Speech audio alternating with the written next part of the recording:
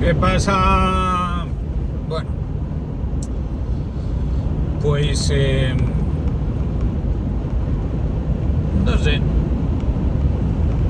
estoy, digamos, más tranquilo que en otros momentos que me grabo el vídeo por una cosa tan sencilla como terminar de comer. Antes de comer estás más nervioso, más estimulado. Después de comer, como tu organismo lo que hace es la digestión, se concentra en la digestión, pues estás un poco más pausado. Al final somos una máquina química de reacciones químicas, y cuando se altera simplemente un elemento básico, sencillo, nuestro comportamiento cambia. Es decir, muchas de las enfermedades mentales son simplemente desarreglos de un elemento químico, que puede ser el sodio, que puede ser, yo no sé, el potasio, en fin, los desbalances que se producen en nuestro organismo, que está continuamente en funcionamiento y en movimiento y en combustión, pues tienen unas consecuencias trascendentales.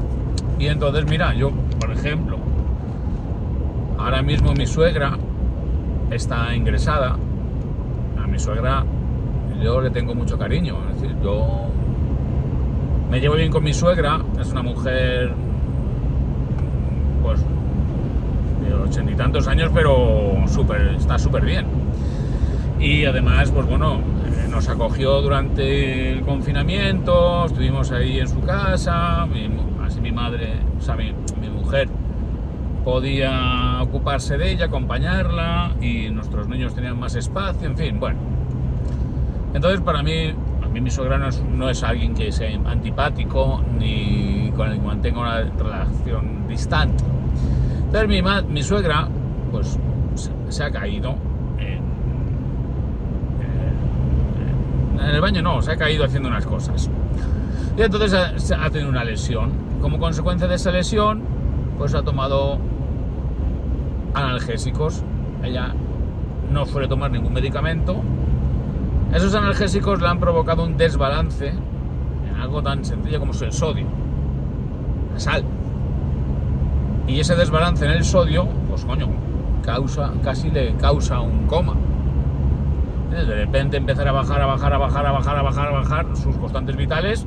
Hostia, que hay que... Y entonces la ingresan y afortunadamente le encuentran lo que tiene, y es simplemente un desbalance como consecuencia de la toma de unos medicamentos. Y si no, empiezas a convulsionar, entras en coma y palmas. Estas cosas pasan.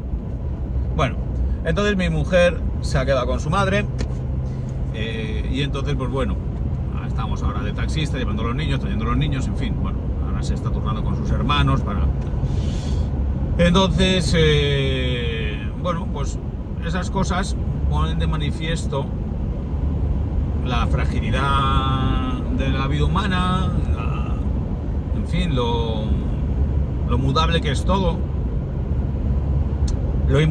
que las cosas importantes son las cosas el soporte familiar. En eso nosotros como país, como sociedad, tenemos bastantes defectos. Uno de los que tenemos graves, la envidia. Yo no sé, en otros países yo no creo que... La envidia es un pecado universal, pero en España es un país particularmente envidioso. Además es una envidia muy negativa, que no es la de envidio lo que el otro tiene, sino que yo deseo que el envidiado no tenga lo que tiene, para que esté igual de jodido que yo, ¿no? Entonces, lo que envidiamos del éxito ajeno no es tener nosotros éxito, no, es que ese no lo tenga. Entonces, bueno, eso es algo que con lo cual yo llevo viviendo desde hace muchísimos años, porque yo siempre he tenido éxito, la verdad. Siempre he tenido éxito. O sea, desde que era adolescente, pues tenía éxito. Pues tenía éxito con los amigos, era un tío simpático, tenía éxito con las tías, pues, era guapete, hablo bien, después, pues yo qué sé, o sea, en otras cosas no he tenido éxito, pero he tenido éxito social. después ya saco las oposiciones, éxito profesional, después me convierto en viajero en moto, me lo pagan y tal, luego saco un programa de televisión, en fin, éxito. O sea, a mí cuando, por ejemplo, me critican en redes sociales, ¿quién me ha convertido en un personaje en redes sociales? Los que me critican, o sea, no solamente los que lo critican, ¿no? Pero si no me hicieran ni puto caso, pues nadie me hace ni puto caso, no me conocería nadie. O sea, a ver si te crees que un día te ponen el marchamo en la frente, eres un tío famoso, o eres un tío conocido en redes sociales, o tal, ¿no? O sea, son los demás quienes te ponen ahí.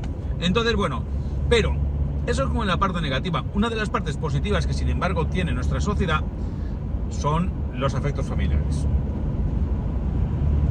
Ahora mismo, claro, mis hijos son pequeños, tienen 6 y 8 años. Entonces, anoche no entendían que su madre no estuviera en casa. Y querían que su madre estuviera en casa. Querían que su madre estuviera con ellos. Y entonces, hay que explicarles. No, tu madre está cuidando de su madre. Tu madre no está contigo porque está haciendo algo más importante, que es cuidar de su madre. La han ingresado en un hospital, e igual que si tú estuvieras ingresado en el hospital te gustaría estar acompañado, tu madre, como tú estás bien, delega en tu padre tu cuidado, porque se tiene que ir a encargar del cuidado de su madre.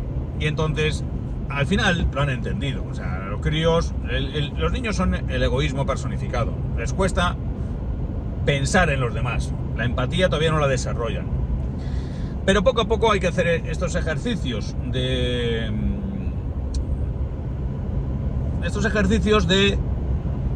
reflexión, de educación. Es decir, hacerles pensar, darse cuenta de que si alguien se encuentra realmente mal, pues que es importante que esa persona se sienta acompañada. Y que por eso es importante que existan las familias, porque el soporte familiar no se sustituye por nada, no se sustituye por un soporte estatal. Quien no tiene familia está muy solo en la vida. Entonces yo les digo, lo más importante es la familia.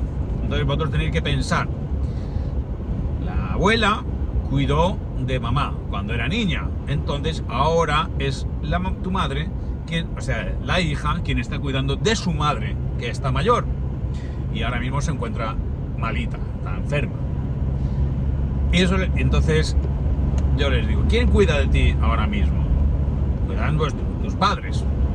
Y los críos van pensando, ayer no estaba mamá, ¿quién estaba? Estaba papá. Cuando Olivia llamó mamá, y aparecí yo, quería agua. ¿Quién se la da? Su padre. Y cuando nosotros estamos cuidando de vosotros, porque os queremos, porque somos vuestra familia, cuando nosotros nos pongamos enfermos, cuando nosotros somos mayores, no podemos valernos por el mismo, ¿quién nos va a cuidar?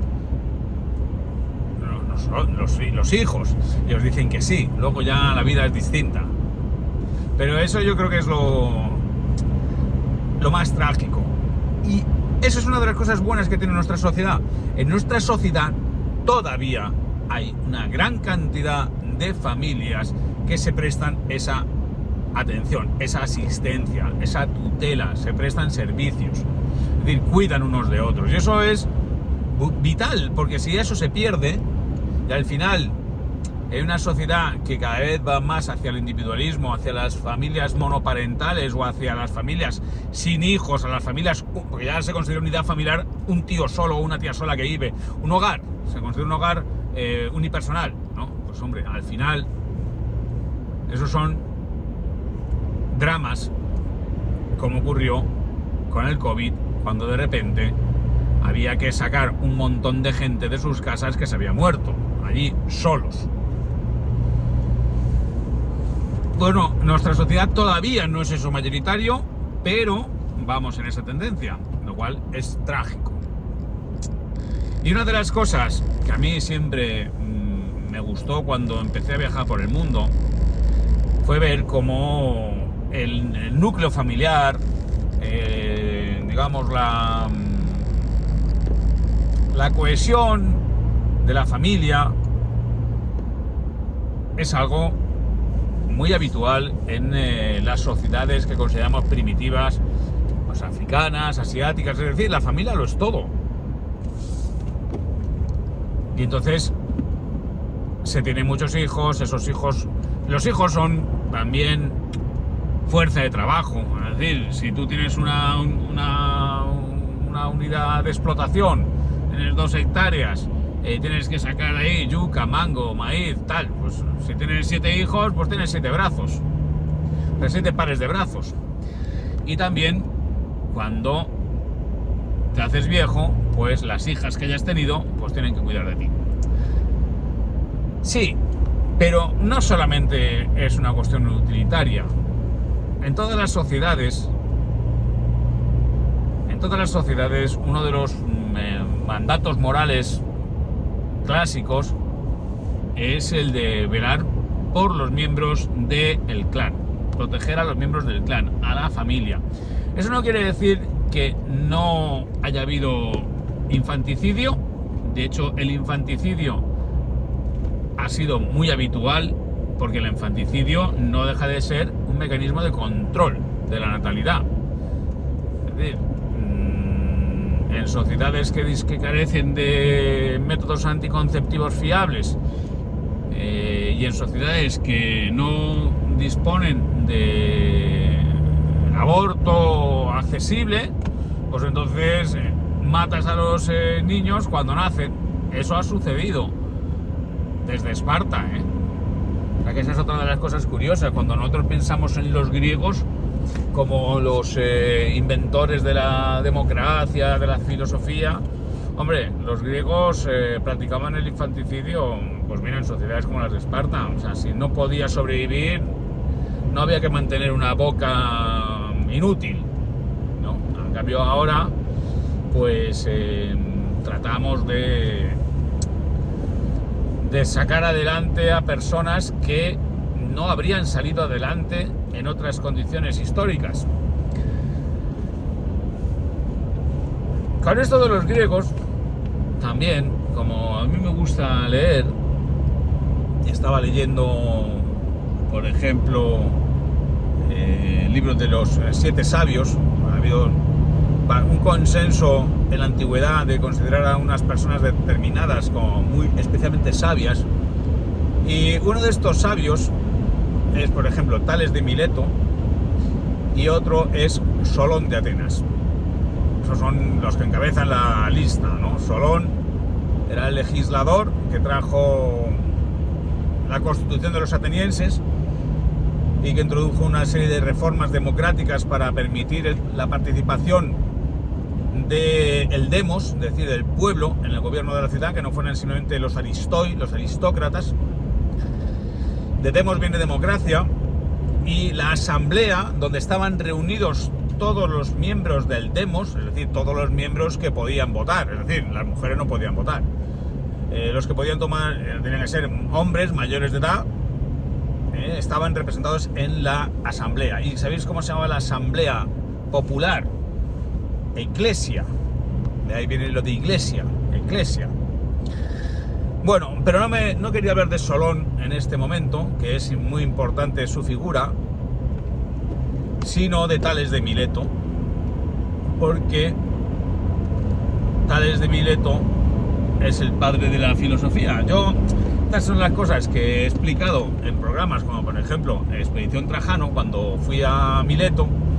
Y Mileto es un sitio que realmente, ahora como se puede ver el programa en RTV Play, buscadlo, ¿no? Es el Teatro de Mileto. Mileto es un sitio absolutamente espectacular en Turquía, porque tiene un teatro romano, un teatro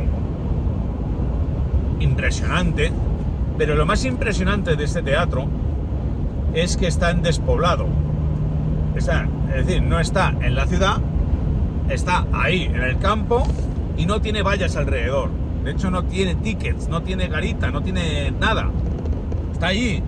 Y yo lo he filmado, yo lo descubrí en el año 2009, cuando hice mi viaje por Asia Central y Oriente Medio y tal, contado en el libro La emoción del nómada, uno de mis primeros viajes en solitario. que en ese momento estaba descubriendo el mundo, no tenía ni puta idea de lo que sé ahora, no sabía nada de arqueología, no sabía nada prácticamente de historia, no sabía nada de nada. Simplemente quería medirme a mí mismo viajando por el mundo. Y se me dio muy bien.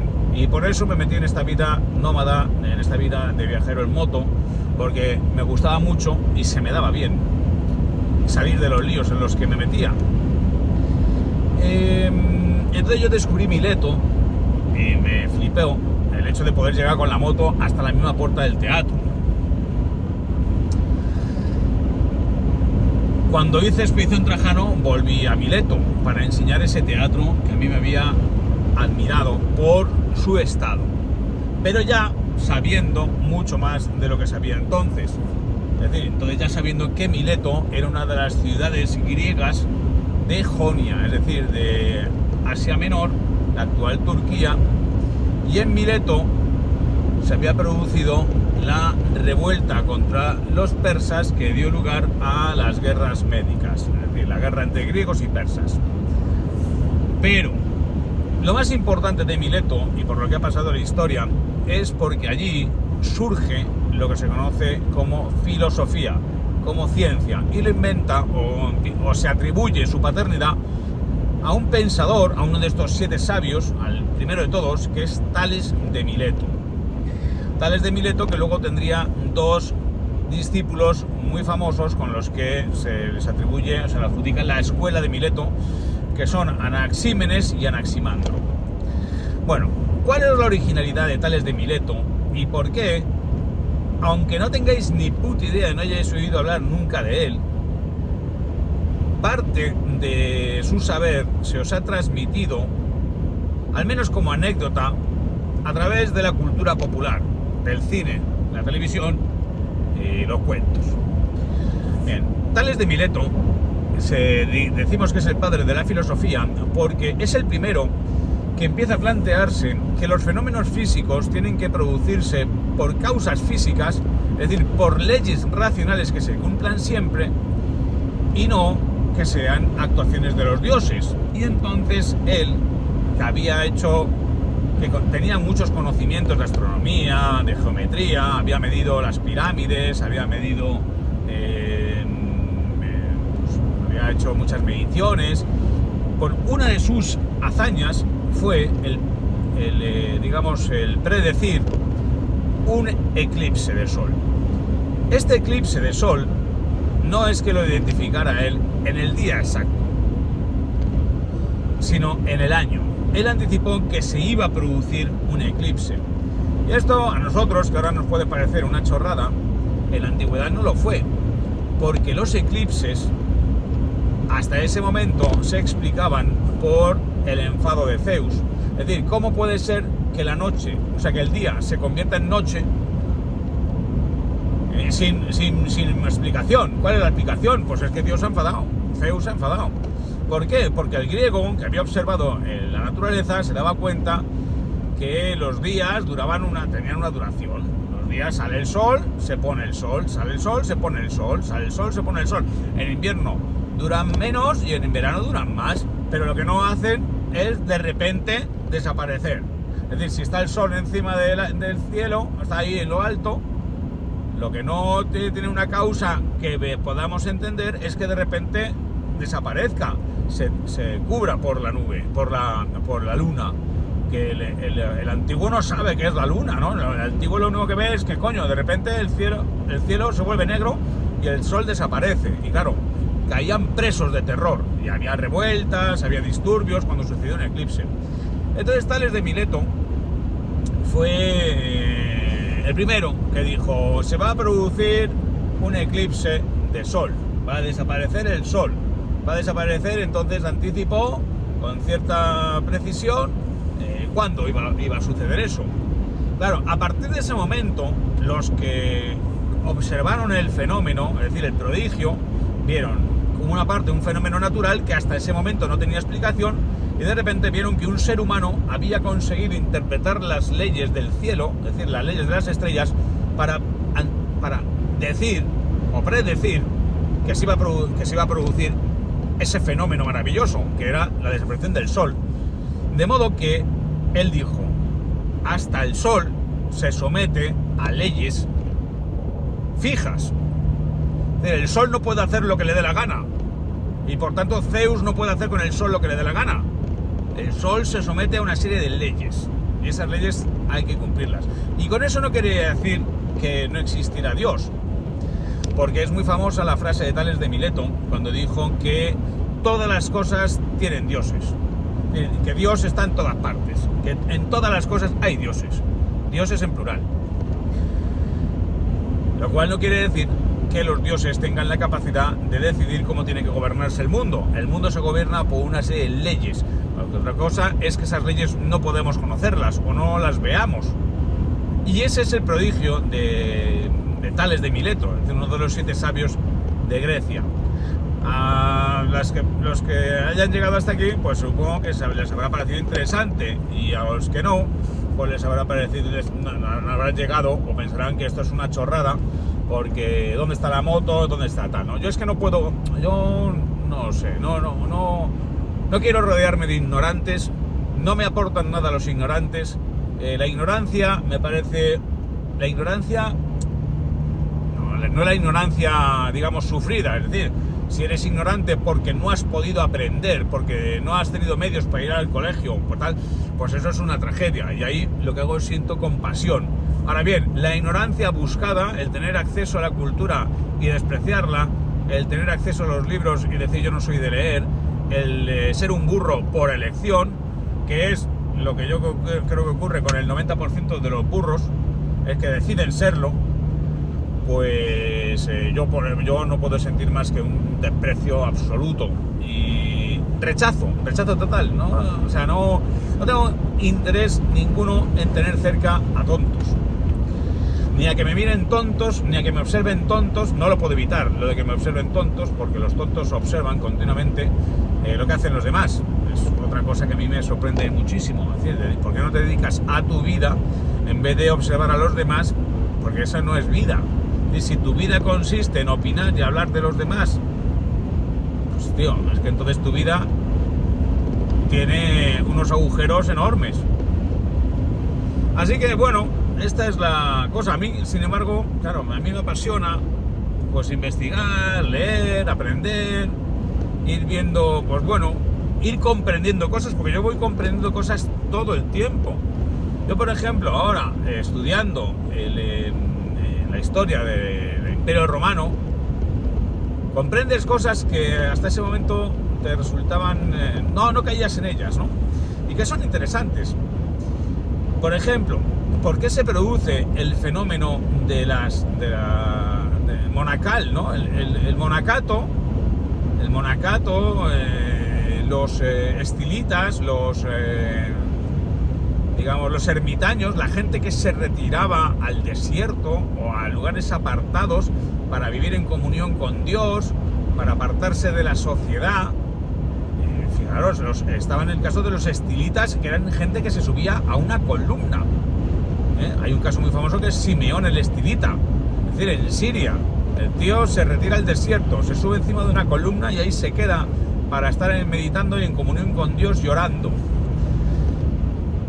Pues resulta que la difusión de esta forma de vida aumenta a finales del Bajo Imperio, de finales del Imperio Romano, porque las cargas fiscales para mantener el aparato estatal, el aparato imperial, ya dividido entre Oriente y Occidente, son altísimas, son tan altas, y hay un problema tan grave de despoblación y de abandono de la tierra y de los oficios, que se declara obligatorio heredar el oficio de tu padre. Es decir, si tu padre era alfarero, tú por cojones tienes que ser alfarero. Y lo que es peor, la vinculación personal con la tierra, es decir, desaparece como consecuencia del cristianismo, desaparece en el Bajo Imperio la esclavitud, que había sido uno de los motores económicos de la antigua Roma. ¿Y cómo se consiguen esos esclavos? Esos esclavos se conseguían mediante campañas militares. Es decir, cuando tú ibas a la guerra, si derrotabas un ejército, los vendías como esclavos. Claro, cuando ya no hay tantas guerras, pues ya deja de haber ese suministro de carne fresca. y cuando aparte llega una corriente doctrinal o ideológica que censura la esclavitud porque todos somos iguales y porque la vida humana es un regalo de Dios, pues entonces te quedas sin esclavos. ¿Qué ocurrió? Pues que entonces, bueno, no habrá esclavos, pero lo que hacemos es establecer la servidumbre y adscribimos a los campesinos a la tierra, no se pueden ir. Claro, es una sociedad tan opresiva, es una sociedad tan jodida de vivir, donde si naces pobre vas a ser pobre porque tienes que seguir cultivando la tierra que cultivaban para otros y que cultivaban tus padres, o tienes que heredar el oficio de tu padre, que una de las formas de escapar de este destino era la vida religiosa y la vida monacal. La maravilla es, o el prodigio es, cómo cojones se fue estableciendo esta serie de privilegios para los religiosos. Porque al final, claro, por eso yo muchas veces os digo que lo que peor que pudo pasarle al cristianismo, yo que soy cristiano, es el que se convirtiera en la religión oficial, el tener estos privilegios. Porque eso hizo que se metiera cantidad de gente en las órdenes religiosas o en la vida religiosa sin tener verdadera fe, sin tener verdadera vocación, simplemente porque era un modo de vida. Yo lo he contado en el libro Un Millón de Piedras, como pasa muchas veces. Hay gente que se lo ha leído y hay gente que no se lo ha leído, mucha gente no se lo ha leído, pero ese libro cuenta unas cosas maravillosas de África. Una de las cosas más maravillosas de África que cuenta es cuando yo estoy con unas monjas africanas, y entonces ellas te dicen que claro, que en África no toda la que quiere puede ser monja, o sea que ser monja es difícil, que hay muchas vocaciones y pocos puestos para ser monja, que ser monja es muy complicado. Digo, coño, ¿cómo puede ser eso si en España nadie quiere ser monja? En España necesitamos traer las monjas de África o traer las monjas de India, o de Sudamérica. ¿Por qué en África quieren ser las monjas? Entonces me decían, joder, bueno, me decían, joder, la monja, ¿no? Pero me decía, claro, es que si yo me hago monja, puedo estudiar, puedo tener una profesión, aunque me paguen poco, me van a pagar algo, y sobre todo me escapo de la servidumbre de mi padre y de mi marido. Es decir, mi padre cuando me hice monja se deprimió muchísimo porque ya no podría tener la dote. Entonces, claro, en la Edad Media, a finales del Imperio Romano y en la Edad Media, mucha gente se mete en las órdenes y se mete a ser monje o a tal, simplemente porque era la forma de liberarse de esta esclavitud que existía, ¿no? Y ahora, que al final es un poco la conclusión de este vídeo, que ya me está quedando bastante largo, sobre muchos temas distintos, ahora, ¿qué ocurre? Que vivimos en una sociedad que nos va esclavizando. Tenemos muchas oportunidades, es la sociedad en que más libre he vivido. Yo, por lo menos la sociedad occidental, con todos sus defectos, con todas sus inconvenientes, no deja de ser la sociedad que permite más amplio margen de autonomía para el propio desarrollo. Y yo soy muy consciente de ello y lo disfruto enormemente. Luego, yo he inventado mi propio camino para ser yo, ¿no? Entonces, eso es acojonante, que existiera tanto margen de maniobra para yo poder inventarme mi profesión, inventarme mi personaje, inventarme a mí mismo una y otra vez. Pero no deja de haber amenazas a la libertad, y entonces quizás precisamente como hay tantas amenazas a la libertad y cada vez estamos más constreñidos, quizá por eso yo sigo eligiendo esta vida de aventuras, esta vida de buscarme las vueltas para escaparme, para irme fuera de Occidente, para encontrar los huecos donde no haya tanta normativa, donde se pueda acampar libremente, donde puedas ir por el monte en moto, donde puedas ir con la moto por la playa, donde nadie te esté vigilando, controlando, sancionando. Entonces, bueno, en cierta forma yo me estoy subiendo, como Simeón Estilita, a mi propia columna.